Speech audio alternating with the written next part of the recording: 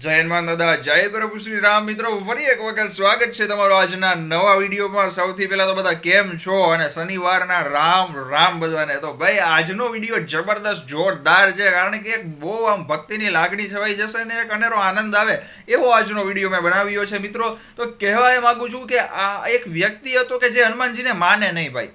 કોઈ પણ ભગવાનને ન માને, એ કેવું કઈ હોય નહીં, મને બતાવો, અનુભવ કરાવો તો માનું. અને આમ ચપટી વગાડીને અનુભવ કરાવ્યો ધીરેન્દ્ર કૃષ્ણ શાસ્ત્રી મહારાજ, જે બાગેશ્વર ધામના મંદિરના મહંત છે ભાઈ. એ જ્યારે રેસકોસ આવી હતી ત્યારે પણ એમણે આ વાત કરી હતી એમના મુખેથી. અને જે મેં તમને અગાઉ પણ મેં વિડીયો મૂકેલો છે અમારી ચેનલમાં 2-4 વિડીયો પહેલાંનો, કે જ્યારે રાજકોટમાં જે ફ્લેટમાં રોકાણા હતા ત્યારે પણ હું મારા મિત્ર સાથે ગયો ત્યારે પણ એણે આ મુખેથી આ વાત કરેલી હતી. તો મિત્રો, કહેવાય છે કે શું રામકથા દરમિયાન હનુમાન દાદા આવે છે સાંભળવા કથા, કે આસનિયા ઉપર બેસે છે? તો હા ભાઈ, 100% બેસે છે. મેં પણ જોયેલું છે ને, ઘણા લોકોએ અનુભવ કરેલો છે, જોયેલું છે ભાઈ. દાદાની હાજરી રામકથામાં હોય જ યાર. કહેવાય છે કે જ્યાં રામ નામ લેવાય છે ત્યાં હનુમાન દાદા હોય જ છે, 100% હોય છે. તો મિત્રો, એક વ્યક્તિની જિંદગી કેમ બદલી આ મહારાજે, અને એનું માઇન્ડસેટ કેમ ચેન્જ થઈ ગયું ઓટોમેટિકલી ભાઈ, નોટ ફોર્સફુલી, બરોબર છે, એના વિશે આ વિડીયોમાં વાત કરવી છે. તો આ વિડીયો જોવાની અને જાણકારી લેવાની છે ને, 100 નહીં પણ 1000% બધા જ ભાઈઓ બહેનોને મોજ આવશે, આનંદ આવશે, હું ગેરંટી દઉં છું. તો તમામ ભાઈઓ બહેનોને અત્યારે જ આ વિડીયોને શેર કરી દેજો. વોટ્સઅપ, ફેસબુક, મેસેન્જર, ઇન્સ્ટાગ્રામ, તમને મોજ આવે એમાં શેર કરી દેજો, પણ જરૂરથી કરજો. વિડીયો ગમે તો લાઇક જરૂર કરજો, ચેનલને સબસ્ક્રાઇબ કરજો અને નોટિફિકેશન બેલ પણ દબાવજો, જેથી મને પણ એક ઉત્સાહ મળે અને ખબર પડે કે તમામ ભાઈઓ બહેનોને મારા વિડીયો ગમે છે ભાઈ.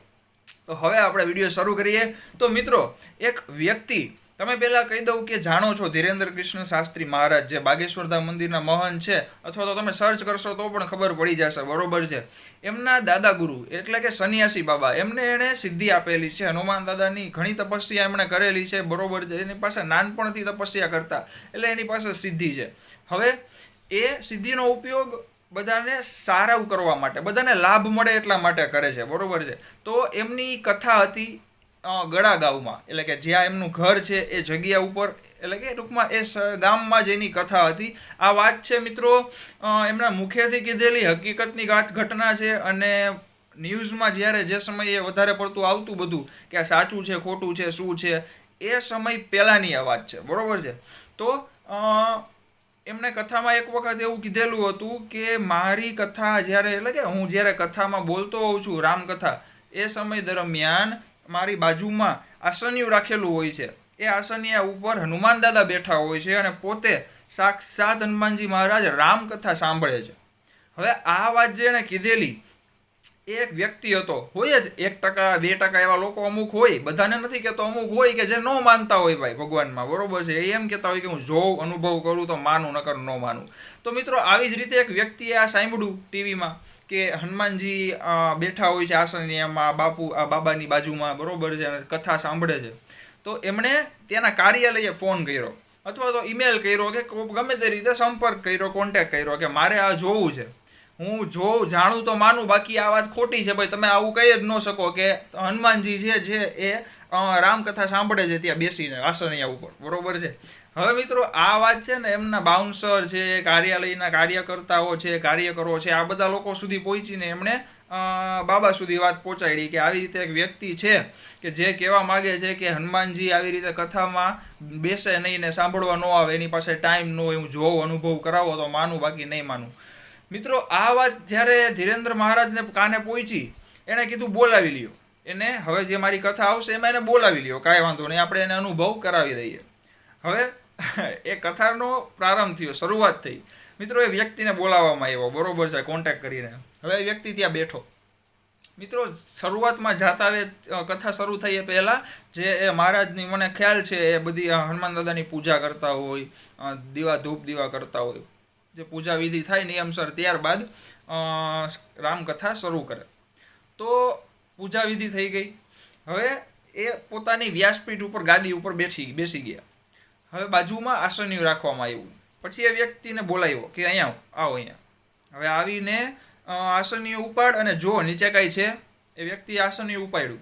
મિત્રો, આ 100% હકીકત વાત કહું છું, જે પણ મેં સાંભળેલું છે ને, તમે પણ હવે બીજી વાર રામકથામાં જાઓ ને ત્યારે આ વાત જોજો. તો મિત્રો, આસનિયું એ વ્યક્તિએ ઊંચું કર્યું. નીચે કાંઈ નહીં, સ્ટેજ હતું, બરોબર છે, કાંઈ નહીં, મૂકી દીધું આસનિયું. હવે કીધું તમે તમારી જગ્યાએ વયો જા બેસી જા, બરોબર. કારણ કે એ બાબા મોજીલા છે ભાઈ, ધારે એ કરે પણ તોય કાંઈ નથી કરતા. એની સિદ્ધિનો ઉપયોગ લોકોની ભલાઈ માટે, લાભ માટે કરે છે, બાકી પોતાના માટે કોઈ દી નથી કરતા. જે બધા સાધુ સંતોનું આમ જ હોય ભાઈ. તો વ્યક્તિ સામે બેસી ગયો. હવે બાબાએ રામકથા શરૂ કરી, બરોબર છે મિત્રો. કથા શરૂ થઈને આસની એમનમ, આસનિયાની સામે પણ ધૂપ દીપ ચાલુ, દીવા ચાલુ. હવે રામકથા શરૂ થઈ મિત્રો.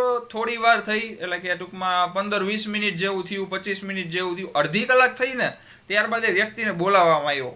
અહીંયા આવ ભાઈ, અહીંયા આવ. તું કે અહીંયા આ મેં તને કીધું હતું ને, અહીંયા હનુમાનજી બેઠા છે આસનિયા ઉપર, સાંભળે છે રામકથા, હાજરા હજુર અત્યારે. તું માનતો નહોતો? એટલે ઓલા કીધું ના, હું તો હજી નથી માનતો ભાઈ, એવું બને જ નહીં કોઈ દી. મને અનુભવ કરાવો, ચમત્કાર બતાવો, સિદ્ધિ બતાવો તો હું માની જઈશ અને આખું જીવન સમર્પિત કરી દઈશ હનુમાનજી પાછળ. બોલો હવે આ બાબા ટૂંકમાં આમ આનંદમાં હોય ને ખારાઈ થઈ જાય એટલે એનો મગજ ગયો.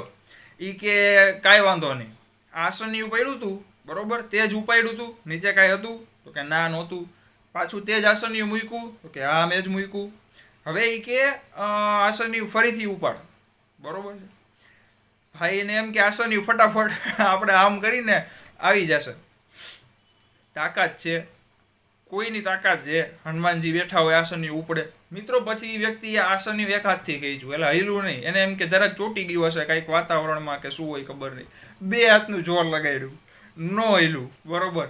આખો બેસી ગયો. આમ આપણે બેસતા હોય ને એવી રીતે બેસી 2 હાથથી ખેંચ્યું. તાકાત ગમે એટલી લગાડી, કાંઈ ન થયું. હવે એની સાથે જે કોઈ વ્યક્તિ આવ્યા હશે, એમના મિત્ર હોય કે ગમે તે હોય, પણ ટૂંકમાં એના જેવા જ, એમ ન માનવાવાળા, એ લોકોએ પણ ખેંચ્યું, કાંઈ ન થયું, હૈલું પણ નહીં. વિચારમાં પડી ગયો કે યાર આસનિયું જ્યારે અહીંયા પાથરવામાં આવ્યું એ પહેલાં મેં આસનિયાની નીચે જોયું, કાંઈ હતું નહીં. ફરીથી મેં જ આસનિયું મૂક્યું, નીચે સ્ટેજ ઉપર પણ આમ કર્યું કે કાંઈ એવું છે કે જેનાથી, પણ આસનિયું તો કાપડ હોય, લોચુંબક લોખંડ થોડું છે કે નીચેથી કોઈ ખેંચે ભાઈ, બરોબર છે. એ થાકી ગયો. બીજા 2 વ્યક્તિને બોલાવ્યા, તમે પણ ખેંચાવો એ કે, એને કંઈ તારા સાથે આવ્યા હોય એને બોલાવ અને કે ખેંચે. ખેંચ્યું, હલે જ નહીં ને. દોરી બાંધી, અરે એનાથી થાય એટલી તાકાત કરી. બાબાએ જ કીધું કે તારાથી જેટલું થાય ને, તાકાત હોય ને તારી તેવડ પૂરી કરી નાખ. આજે અહીંયા હાલ આસનિયું હલાવીને બતાવ. નો એલું. અરે દાદા બેઠા હતા યાર, બજરંગબલી હનુમાનજી મહારાજ બેઠા હોય અને આસનિયું આવી રીતે ન માનવાવાળો વ્યક્તિ હોય હલાવે, અરે ભાઈ તાકાત નથી વાલા. પછી શું થયું હવે તમને એ કહું મિત્રો. આસનિયું હૈલું નહીં. પછી કથા ચાલુ હતી એટલે બાબાએ કીધું જા હવે તું આ સામે જઈને બેસી જા, બરોબર. બેસી ગયો. હવે મિત્રો કથા પૂર્ણ થઈ. જ્યારે કથા પૂરી થઈ, બરોબર છે, ત્યાં સુધી એ વ્યક્તિ બેઠો રહ્યો, સાંભળતો રહ્યો, વિચારતો રહ્યો. બાબાએ કહી દીધું હતું કે કથા પૂરી થાય ને પછી હું તને આનું રાજ કહીશ, બધાની સામે કહીશ, એવું નથી કાંઈ સિક્રેટ હોય. તો કે કાંઈ વાંધો નહીં. કથા સાંભળી, વ્યવસ્થિત પૂરી થઈ કથા. હવે શું થયું? હવે કે પ્રભુ શ્રી રામનું નામ લઈ, હનુમાન દાદાનું નામ લઈને પાછો બોલાયો. કથા પૂરી કે? બોલો કે હા કથા પૂરી. સાંભળી? હા મેં સાંભળી, બરોબર. હવે આસની ઉપડી ગયું. મિત્રો વિચાર કરો, એને પછી એમ થયું કે ના, દાદા છે ને ભાઈ રામકથા દરમિયાન હજુર હોય છે બધી જ જગ્યાએ. પછી એ કોઈ પણ ગામડું હોય, શહેર હોય, ભારત દેશ હોય કે ગમે તે દેશ કેમનો હોય ભાઈ, દિવસ હોય કે રાત હોય, બરોબર છે, દાદા રામ નામ હોય ત્યાં આવી જ જાય સાંભળવા, ભક્તિ કરવા.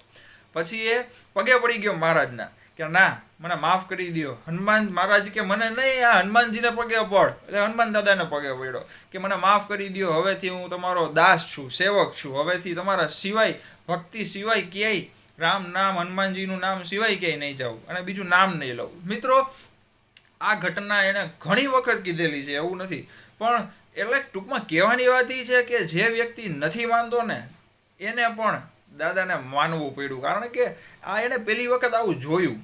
તો મિત્રો ખરેખર હનુમાનજી ઘણા લોકો કહેતા હોય છે ને, હું પણ કહું છું, મેં પણ સાંભળેલું છે કે જ્યાં પણ તમે રામ નામ લ્યો ને, આ ઘરમાં પણ જણા લોકો કહેતા હોય કે શ્રીરામ જય જય રામની ધૂન ખરેખર વગાડવી જોઈએ, કારણ કે જ્યાં જ્યાં રામ નામ ત્યાં ત્યાં હનુમાન દાદા.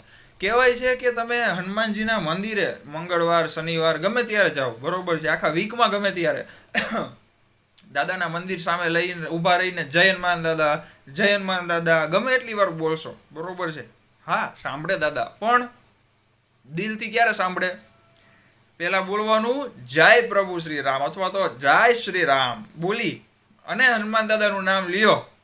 ભલે હનુમાન દાદાનું મંદિર હોય છતાં પણ પછી જોવો દાદા તમારું કામ કેમ ચપટી વગાડીને કરે. મિત્રો દાદાને રામ ઉપર તો દાદા આખું જીવન છે યાર. દાદા માટે રામ, પ્રભુ શ્રી રામ સિવાય કોઈ નથી, બરોબર છે. તો આજના વિડીયોમાં આટલી જ વાત કરવી હતી. તમામ ભાઈઓ બહેનો સુધી જરૂરથી શેર કરજો વિડીયો, અને ગમ્યું હોય તો લાઈક પણ દબાવી દેજો અંગૂઠો, અને ચેનલને નીચે લાલ બટન સબસ્ક્રાઈબ પણ જરૂર કરજો, બરોબર છે. અને વિડીયો કેવો લાગ્યો કમેન્ટ દ્વારા જરૂરથી કહેજો. કાંઈ પણ ભૂલચૂક થઈ હોય તો માફ કરજો. નવા વિડીયો દરરોજ એક વિડીયો હું મૂકતો રહીશ. મારો ઇન્સ્ટાગ્રામ અકાઉન્ટની લિંક અને ફેસબુકની લિંક મેં ડિસ્ક્રિપ્શનમાં નીચે આપેલી છે. .માં મોરમાં દબાવશો એટલે આખું આવી જશે પેજ, બરોબર છે. છતાંય કહી દઉં છું, ઇન્સ્ટાગ્રામ કરણ દવે અથવા તો કરણ.dave_ ઓફિશિયલ 11 ને ફેસબુક કરણ દવે. ફેસબુકમાં વિડીયોઝ નથી મૂકતો પણ બહુ જલ્દી શરૂ કરીશ. તો તમારા બધા જ ભાઈઓ બહેનોનો ખૂબ જ પ્રેમ સપોર્ટ મળે છે. બસ આશીર્વાદ આપતા રહેજો. બાકી ખુશ રહેજો, મોજમાં રહેજો, હસતા રહેજો, બરોબર છે. અને રામ નામ, હનુમાન દાદાનું નામ લેતા રહેજો. જય બજરંગબલી, જય પ્રભુ શ્રી રામ.